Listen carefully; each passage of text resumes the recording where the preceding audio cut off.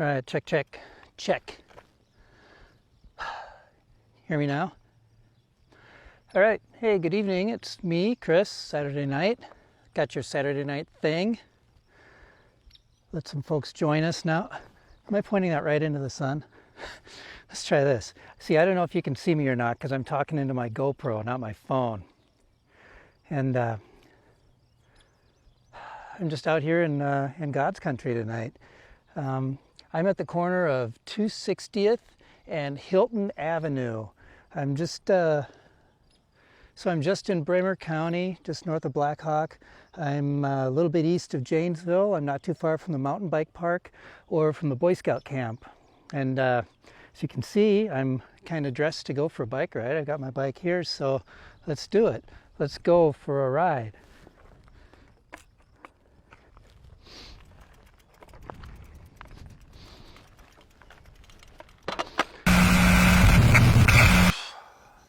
So I actually am in the media studio after all tonight.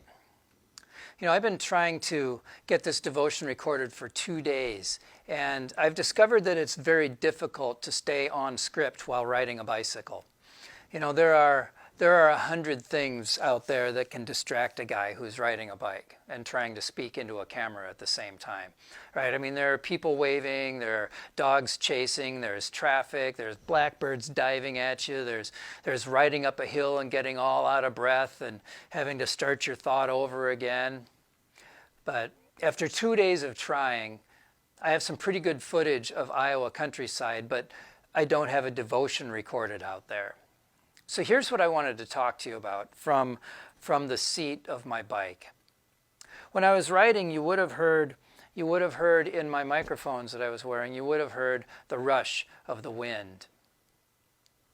And the wind is a pretty important element for a cyclist. It doesn't take much wind to make things either a whole lot harder or a whole lot easier for a biker. And so for me, the wind information is the most important information in the weather forecast. I choose my routes based on what the wind is doing. Because if you're going to go out and ride until you get tired, if you're going to work that hard, you certainly want a tailwind to help you get home, right? You always head out into the wind and let the wind help you home, right? You don't want to fight a headwind when you're pooped. So I ride alone a lot by myself out there. And I tend to think of the wind as my training partner. A training partner is a great thing to have because a training partner can challenge you on the days that you might want to slack off. And a training partner can help you keep your goals in focus. And a training partner can lift you up and carry you sometimes when you need it. Right? I don't ride with people very often, but I always ride in the presence of the wind. Right? So I might as well give the wind a role to play, and that role is to be my training partner. And you know, the wind isn't just here in Iowa. It shows up everywhere, but frequently in the Bible too. In Exodus, an east wind brings a plague of locusts, and a west wind takes them away again. Moses uses the power of the wind to divide the Red Sea so that he and his people can flee to safety. In Kings, the book of Kings, Elijah stands on a mountainside waiting for God to pass by, and a huge windstorm comes. And then, dead calm. The wind blows Job's house down. The wind shows up in poetic ways in the book of Psalms.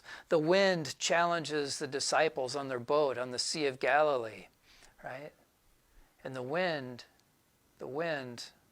brought the Holy Spirit.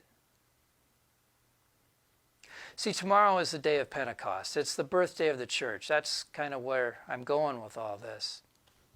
At the beginning of the book of Acts, the crucified and risen Jesus says to his disciples, he says, "You will receive power when the Holy Spirit comes upon you."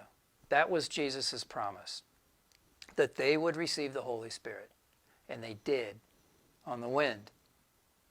See, in the next chapter of Acts, chapter 2, it says, when the day of Pentecost had come, they were all there, the disciples, they were all there together in one place, and suddenly from heaven there came a sound like the rush of a violent wind, and it filled the entire house where they were sitting. Divided tongues as of fire rested on each of them, and all of them were filled with the Holy Spirit.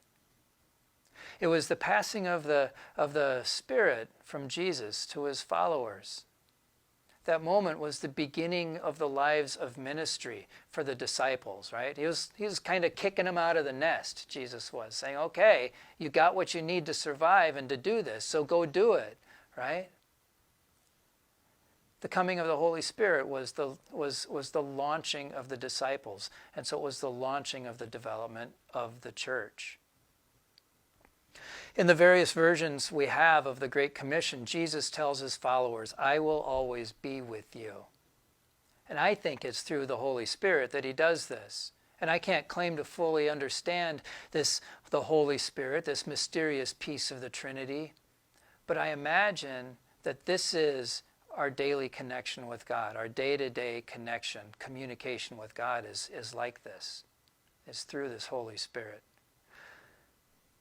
So wind is one of the symbols of Pentecost because of the way that moment is described. And I think that's good symbolism. I think that's symbolism that works for helping us to understand the Holy Spirit and to help us understand how God communicates with us. The Holy Spirit, like the wind, sometimes we feel it and sometimes we don't. And sometimes it's strong in our awareness and sometimes it's a gentle breeze and sometimes it's dead calm, right? Again, this is simplistic, but I like to think of the Holy Spirit as my life training partner, as my faith training partner, like the wind when I'm writing, like any good training partner or any good accountability partner. Sometimes it tries to push us in a direction other than the one that we're going, right? Sometimes it lifts us up and carries us even faster. But the Holy Spirit always pushes us further into the purposes that God has for our lives. As Christians, as disciples, as ministers ourselves, right? I think we can think of the Holy Spirit as our training partner, frequently challenging us, often empowering us, and always building us into something stronger. So happy Pentecost. I got my red Pentecost shirt on tonight, right? So there's a prayer known as the prayer to the Holy Spirit, and it begins this way. It says, "Come, Holy Spirit, fill the hearts of your faithful and kindle in us the fire of your love." And so I pray that you feel the wind blowing you into a deeper relationship with Jesus and a deeper sense of your life as a ministry. And I pray that that Spirit challenges you. And I also pray that you get to ride a great tailwind from time to time. So hey, it was nice talking to you tonight. We'll see you on the live stream tomorrow morning at 8:30. Pastor Scott and Pastor Matt will be joined by Pastor Lee in a trio, right? They'll do it by Zoom, and all three of them will be a part of our teaching tomorrow. We're also going to get a sneak peek into the next sermon series. We're going to celebrate Pentecost with a couple of songs. We're going to congratulate our graduates, our seniors. Man, what else are we going to do? Well, we're going to have an announcement on a possible date for reopening the church. A lot of stuff going on, so you're not going to want to miss the live stream tomorrow morning. 8:30 on Facebook and at aboutfirst.com. So have a great night tonight.